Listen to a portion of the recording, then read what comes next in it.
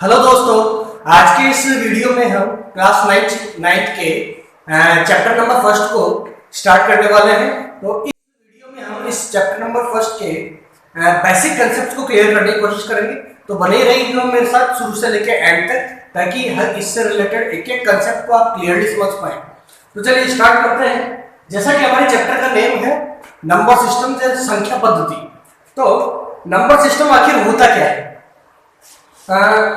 हमें पता है नंबर एक नंबर की बहुत ही वास्ट कैटेगरी है, और क्योंकि इसको सिंक्रोनाइज तरीके से अच्छे से स्टडी कर पाए तो नंबर्स के हमने पर्टिकुलर पार्ट्स कर लिए, ताकि हम हर एक पर्टिकुलर पार्ट्स को के नंबर्स को अच्छे से समझ पाए और उससे रिलेटेड जो भी एप्लीकेशंस है या जो भी चीजें हैं उनको क्लियरली अंडरस्टैंड कर पाए।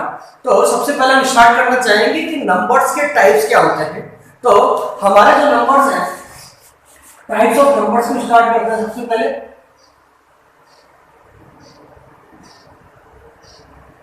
Types of numbers. तो सबसे फर्स्ट जो टाइप रहेगा हमारा वो रहता है नेचुरल नंबर।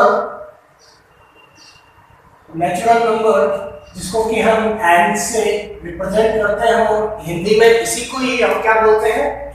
प्राकृत संख्याएं।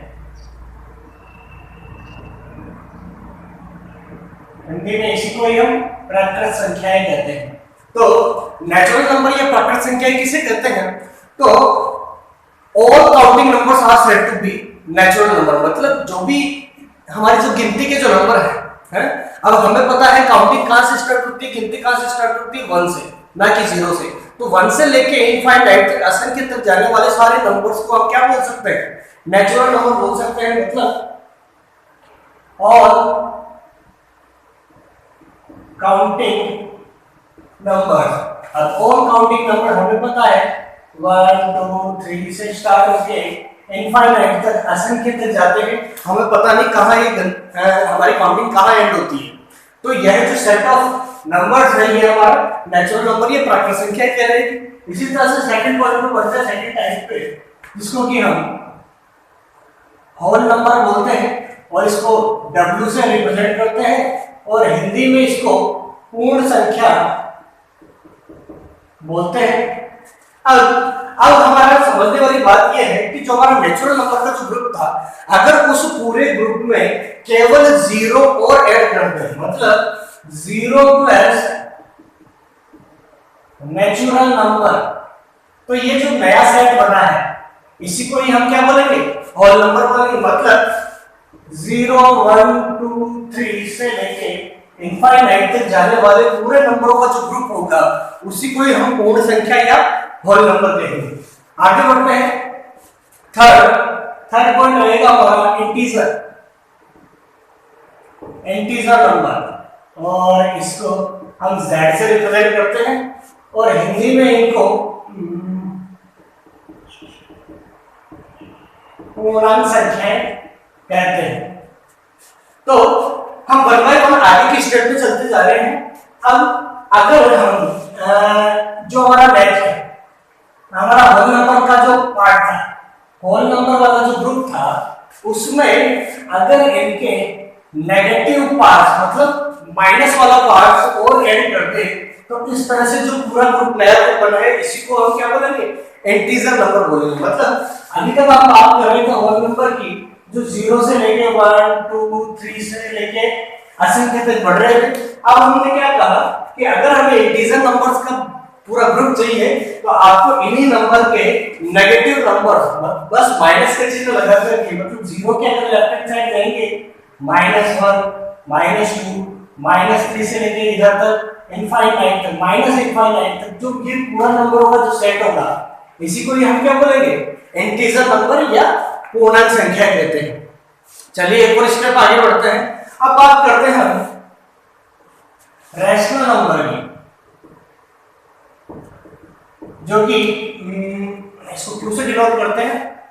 रैशनल नंबर के बारे में ही ये चैप्टर डिटेल में हम आगे समझेंगे। बेसिकली इसी पॉइंट को ये समझने के लिए ये 3 पॉइंट्स पहले समझाने पड़े हैं। तो रैशनल नंबर क्या होता है? तो किसी भी नंबर को, any number can said to be a rational number if we can represent that number in p by q form, p upon q form। अगर किसी भी नंबर को हम p upon q की फॉर्म में प्रदर्शित कर पाए, डिनोट कर पाए, तो हम उस नंबर को रैशनल नंबर कह सकते हैं या परिमेय संख्या कह सकते हैं। तो इसी को लिख लेते हैं,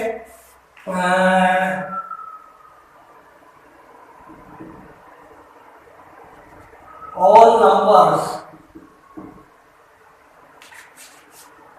which can be represented in the form of p upon q। यहां p and q क्या है? यहां p and q क्या है? belongs to whole number. ये हमारे होल नंबर के पार्ट्स हैं, मतलब p भी होल नंबर होना चाहिए, q भी होल नंबर होना चाहिए। And q should not equals to 0। Denominator मतलब हर में कभी भी 0 नहीं होना चाहिए, नहीं तो वो रैशनल नंबर भी नहीं कहलाएगा। तो हमारा परिमेय संख्या या रैशनल नंबर किसे कहते हैं? वो नंबर जिनको हम p upon q की फॉर्म में डिनोट कर पाए और जिनका q डिनोमिनेटर कभी भी 0 नहीं होना चाहिए, उसको हम रैशनल नंबर बोलते हैं। तो जैसे इसके भी कुछ एग्जांपल्स हम ले लेते हैं, जैसे 2/3, 7/2 है। इसी तरह से ये जितने भी सारे नंबर्स हैं, ऑल काउंटिंग नंबर्स मतलब सारी गिनती के अंदर नंबर। मैं कहूंगा अगर 7, क्या 7 रैशनल नंबर है? तो आप बोलेंगे कि सर इसमें नीचे तो कुछ आ ही नहीं रहा, तो ये p upon q की फॉर्म में नहीं आ रहा, तो हम रैशनल नंबर नहीं बोल सकते। लेकिन सारे के सारे जो नंबर्स है बाय डिफॉल्ट, जिसके डिनोमिनेटर हर में कुछ भी नहीं होता और बाय डिफॉल्ट क्या होता है? 1 होता है, तो वापस से ये p upon q की फॉर्म में हो गया। तो मतलब सभी नंबर्स, सभी संख्याएं बाय डिफॉल्ट क्या है? परिमेय संख्याएं हैं, परिमेय या रैशनल नंबर्स कहलाती है। तो इस तरह से ये रैशनल नंबर हो गया। अब हम बात करें इर्रेशनल नंबर की, जिसको कि हम अपरिमेय संख्या भी बोलते हैं, अपरिमेय संख्या भी बोलते हैं। तो जब परिमेय संख्याओं के लिए बात करें तो उसको p upon q की फॉर्म में डिनोट किया जा सकता है, इसलिए परिमेय बोला जाता है। तो अपरिमेय संख्या क्या होगी? जिसको हम p upon q की फॉर्म में नहीं बदल सके, मतलब which cannot be represented in the form of p upon q।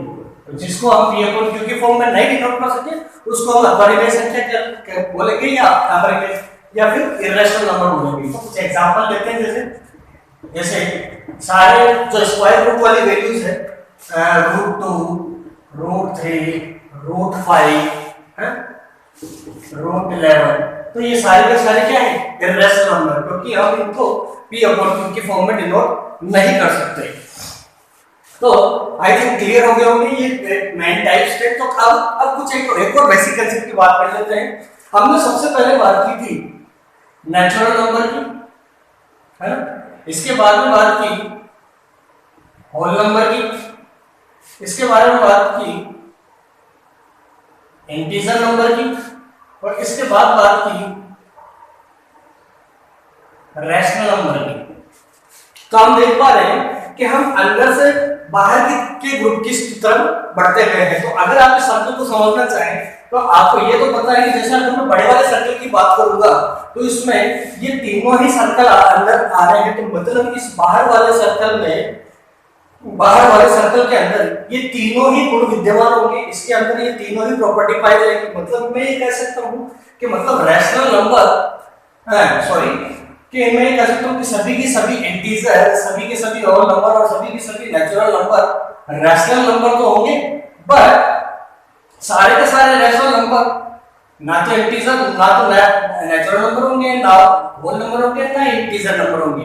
तो मतलब बाहर से जब अंदर वाले की बात की जाएगी तो हम उसको बोलेंगे सभी कुछ हो सकता है, और इसी तरह से अंदर से बाहर की तरफ बोलेंगे तो हम बोलेंगे वो नहीं हो सकता। जैसे अगर हम इन दोनों की बात करें होल नंबर और नेचुरल नंबर की, तो हम ये चीज बोल सकते हैं कि सारे के सारे होल नंबर सारे के सारे नेचुरल नंबर होल नंबर होंगे, लेकिन सारे के सारे होल नंबर नेचुरल नंबर नहीं होंगे, क्योंकि यह सर्कल इसके अंदर आ रहा है। इसी तरह से अगर हम इंटीजर और होल नंबर की बात करें तो सारे के सारे होल नंबर इंटीजर तो होंगे, बट सारे के सारे इंटीजर नंबर होल नंबर नहीं होंगे।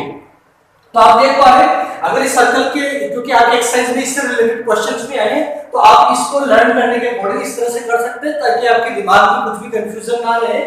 तो इससे आपका वो क्वेश्चन भी सोल्व हो जाएगा कि कौन सा नंबर क्या होता है, कौन सा कौन नहीं हो सकता है। तो ये हमारी बेसिक कंसेप्ट हो गया। इसके बाद में एक और जो हमारा टाइप रह गया उसको बोलते हैं रियल नंबर, जिसको कि हिंदी में बोलते हैं वास्तविक संख्याएं। वास्तविक संख्याएं से मतलब जो वास्तविक संख्याएं होती है वो ग्रुप होता है रैशनल नंबर मतलब रिमेय संख्याएं प्लस इरेशनल नंबर मतलब अपरिमेय संख्याएं। तो जो वास्तविक संख्याएं हैं मतलब रियल नंबर है, वो कॉम्बिनेशन होता है, वो मिलके बना होता है किस का, रैशनल नंबर और इरेशनल नंबर का जो पूरा बड़ा ग्रुप होता है, उसी को हम अगर एक वर्ड में बोलना चाहें तो हम उसको रैशनल नंबर बोल सकते हैं। तो I think types of numbers आपको क्लियर होंगे। अब हम इससे के आगे वाले पार्ट में बढ़ते हैं। हम बेसिकली कंसंट्रेट करेंगे रैशनल नंबर और इरेशनल नंबर पे।